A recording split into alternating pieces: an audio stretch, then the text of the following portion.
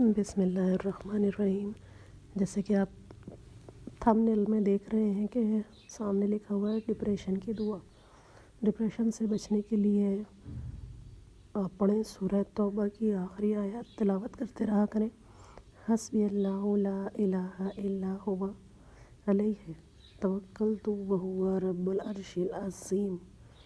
مجھے اللہ ہی کافی ہے، اس کے سوا کوئی معبود نہیں، میں نے اس پر بھروسہ کیا اور وہی عرش عظیم کا مالک ہے۔